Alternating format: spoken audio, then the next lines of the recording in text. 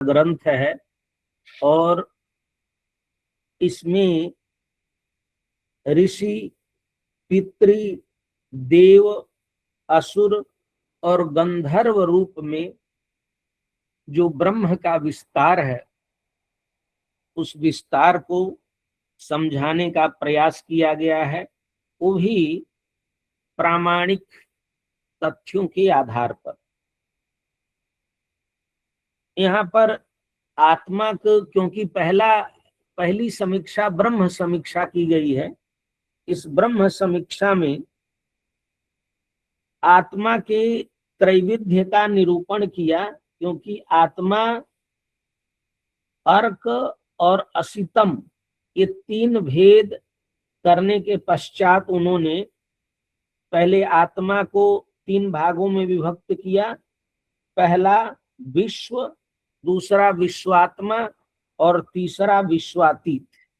फिर विश्वात्मा को दो भागों में विभक्त किया, त्रयी ब्रह्म और सुब्रह्म। उस त्रयी ब्रह्म को निरूपित करते हुए फिर आगे उसका इन्होंने निरूपण किया कि ये दोनों जो हैं सुब्रह्म और त्रयी ब्रह्म, उनके तीन भेद होते हैं, अमृत, सत्य और यज्ञ। यहाँ लिखा त्रिसंस्थे ब्रह्मणि, अमृत, सत्य और यज्ञ। अमृतम आत्मा क्या है, तो कहा प्रकृति राहित्यात् पुरुष कैवल्य लक्षण विशुद्ध आत्मा अमृतम। और उस अमृत का एक और लक्षण किए, यद अक्षरम अव्यय अविना भूतम तद अमृतम। और उसके बाद सत्य को कहा कि सत्य क्या है, तो अर्क प्राण विशिष्ट तू आत्मा सत्यम। और उस अर्क को बताते हुए उन्होंने कहा कि जो आत्मा पंच प्रकृति वाला है, उस पंच प्रकृति को दो रूपों में ओझा जी ने विभाजित किया है कि ये पांच क्या हैं। तो उन्होंने कहा कि एक रूप में ब्रह्मा, विष्णु, इंद्र, अग्नि और सोम, और दूसरे जगह कहा आनंद, विज्ञान, मन, प्राण और वाक। ये पांच कलाओं से जो युक्त है, पंच प्रकृति कला वाले ब्रह्म के वितान को में तीन रोदसी अंतरिक्ष के देवता अर्क के नाम से परिभाषित हैं, उसी को प्राण कहते हैं। अर्काः प्राणाः, प्राण किसे कहते हैं कि संचरण करने वाले, जैसे विद्युत चमकती है उसी प्रकार से। और प्राण की विविधता से सत्य को उन्होंने दो प्रकार में विभक्त किया, और प्राण की द्वैविध्य से एक सत्य है ब्रह्म सत्य, और दूसरा सत्य उन्होंने प्रतिपादित किया देव सत्य। सत्यम द्विविधम अर्क प्राण द्वैविध्यात् सत्यम द्विविधम ब्रह्म सत्यम देव सत्यम।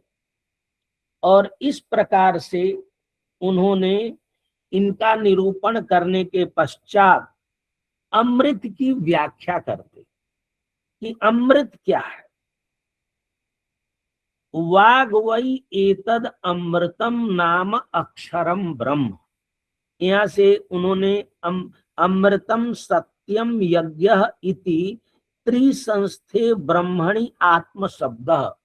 आत्मा, अमृत, सत्य और यज्ञ। कल इसकी व्याख्या, बड़ी सुंदर व्याख्या चतुर्वेदी जी कर रहे थे। इस प्रकार से जो इनका दूसरा सूत्र है, पहले सूत्र के पश्चात जो दूसरा सूत्र है, पहला सूत्र था ब्रह्म सुब्रह्मणो योगात् आत्म प्राण पशुभिः त्रैधातव्य प्रजापति। यहाँ तक उन्होंने इसकी व्याख्या की थी। इसके बाद दूसरा सूत्र उन्होंने लिखा, मनोमय प्राण गर्भिणी वाग एव एतद अमृतम नाम अक्षरम ब्रह्म। वाग वै एतद अमृतम नाम अक्षरम ब्रह्म। यहाँ अमृत की व्याख्या चल रही है। तो अमृत किसे कहते? अमृत की का लक्षण किया रसोमृतम, रस को अमृत कहते, और कहा अमृत है यह बात बिना मृत्यु को समझाया नहीं जा सकता। अमृत क्या है यह भी तभी समझा जा सकता है जब हम मृत्यु को जाने। मृत्यु के बिना उस अमृत को प्रमाणित नहीं किया जा सकता। न चांतरेण मृत्युम तद अमृतम उपपद्यते। मृत्यु और अमृत, मृत्योर्मा अमृतम गमय वैदिक मंत्र है। तो मृत्यु क्या है? मृत्यु बलम, मृत्यु को बल कहते। इसीलिए जो ब्रह्म है वो क्या है? तो मृत्युमयम अमृतम बल घन रसो ब्रह्म। यहाँ ओझा जी कहते हैं मृत्युमयम अमृतम बल घनो रसः ब्रह्म तदेवं बलम त्रिविधम भवति। यह बल तीन प्रकार का होता है। बल को ही उन्होंने मृत्यु कहा, और बल के तीन प्रकार है। या तावद इमम ज्ञान शक्ति तद बलम ज्योति। इस ये जो बल है, ये तीन प्रकार का बल कौन है? तो उन्होंने बताया ज्ञान, बल और क्रिया, ये तीन उसमें रहते हैं।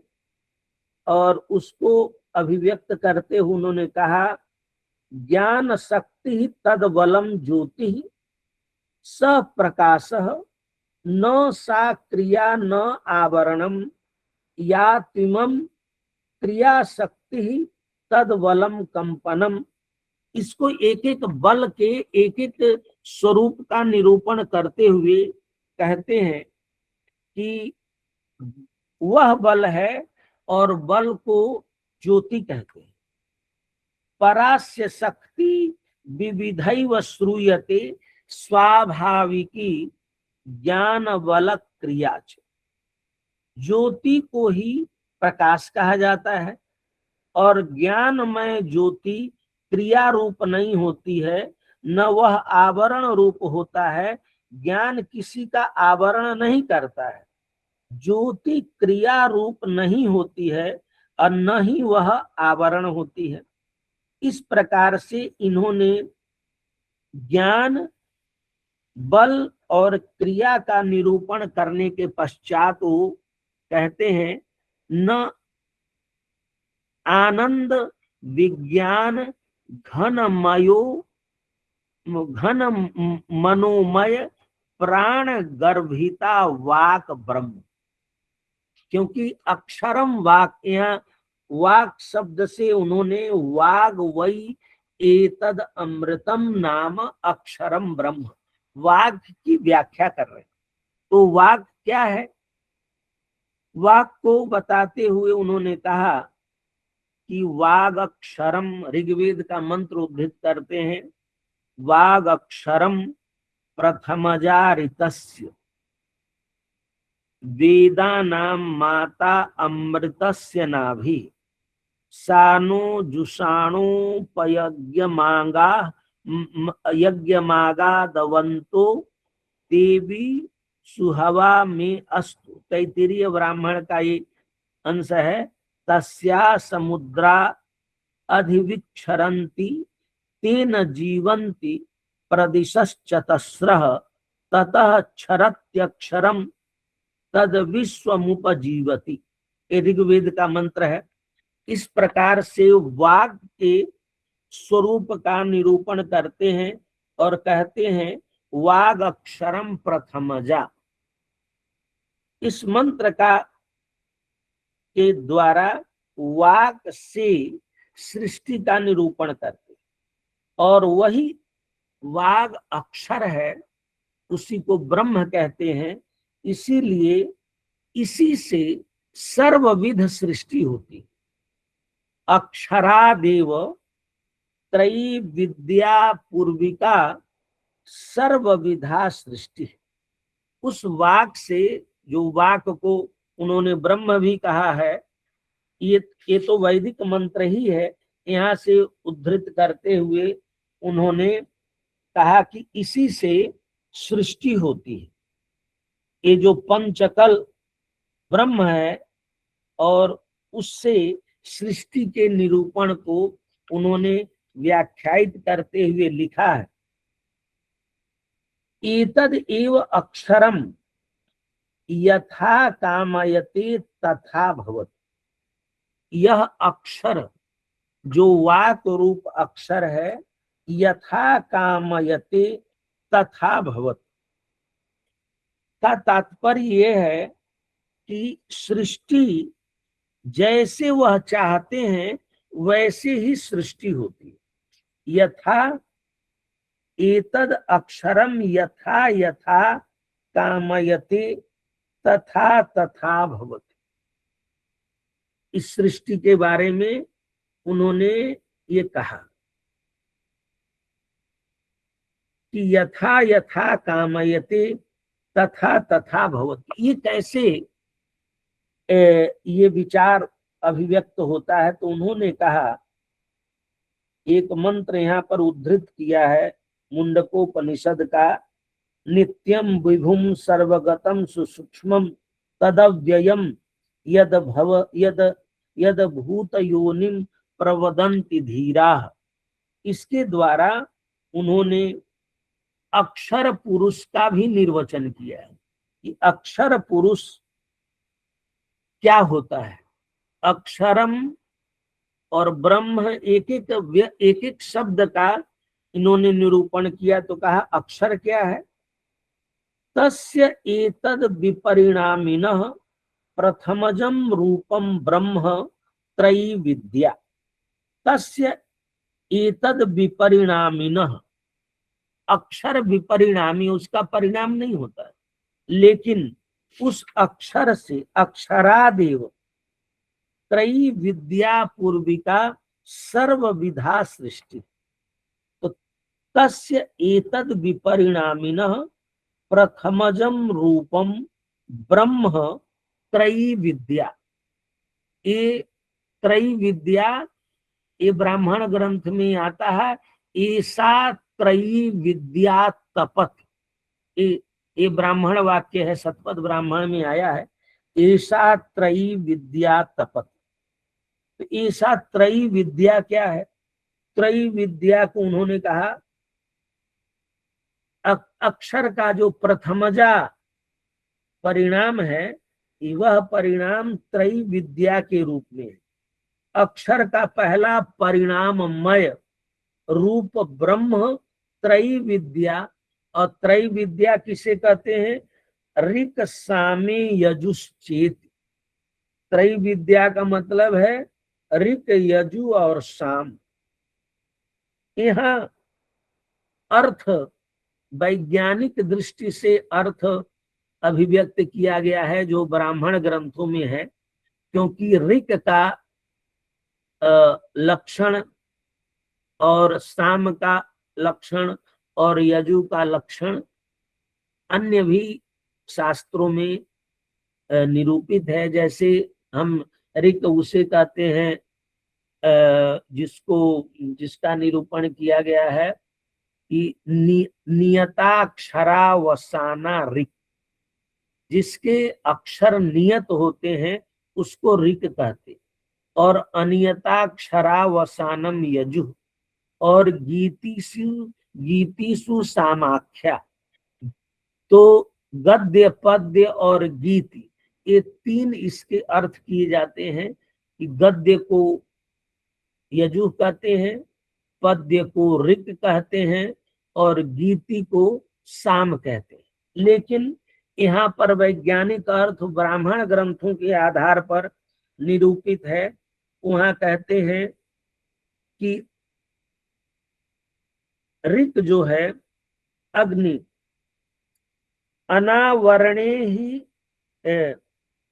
तेषु यजुस्तावत् आवरणम फलम गृहणीते न ऋकसामे। यजु जो है वह आवरण करता है, यजु ही आवरण करने वाला है, बलों को चयन को ग्रहण करता है, पकड़ने वाला है। और ऋक साम ग्रहण नहीं करते। ऋक सामे न गृहणीते अनावरणे ही में, ऋक और साम आवरण नहीं करते हैं। आवरण धर्मिणो यजुश्छंदनाय प्रभवतः छादनात छंदः। तो यहाँ उन्होंने कहा ऋक उसे कहते हैं, ऋक और साम आवरण नहीं करते हैं, और यजु वो होता है जो आवरण करता है। ऋक को उक्त कहते हैं, ऋक उक्तम छंदः और सामेदम पृष्ठम छंदः असीमम चेद अक्षरम यजुराभ्याम उक्त पृष्ठाभ्याम छंदोभ्याम छंदितम सत्परिच्छिन्नम भूत्वा पुरुषो भवति। यहाँ उसका ये वैज्ञानिक अर्थ कर रहे हैं कि ये ऋक और साम सदा अनावृत रहते हैं, और संचित बलों का आवरण कर लेना जिनका धर्म है, आवरण धर्मी को यजु कहते। यजु माने छंद, छंद माने जो ऋक और साम नहीं है, बल का आरंभ जहां से हो उसे वैदिक भाषा में उक्त कहते हैं, और ऋक उक्त रूप छंद है, और साम बलों के पृष्ठभाग का अंतिम पृष्ठ छंद है।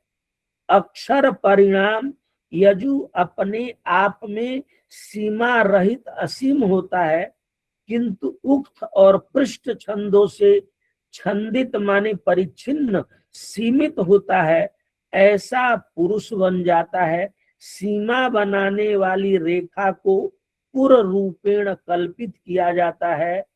पूरे त्वाग्ने पूरम वयम, ये मंत्र उन्होंने उद्धृत किया है।